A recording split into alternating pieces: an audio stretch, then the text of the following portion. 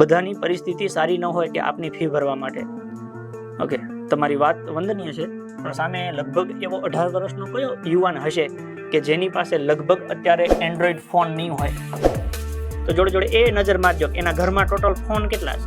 માની લો કે એના મમ્મી હોય, એના પપ્પા હોય, ભાઈ હોય, પોતે હોય, ઘરમાં 4 કે 5 ફોન મિનિમમ હશે, અને એક ફોન લગભગ 10,000 નો હશે. એક ફોન લગભગ 10,000 નો હશે. એનો મતલબ કે ઘરમાં 5 ફોન હોય તો ફોન લેવા માટે 50,000 રૂપિયા છે. એમાં ગરીબ નથી.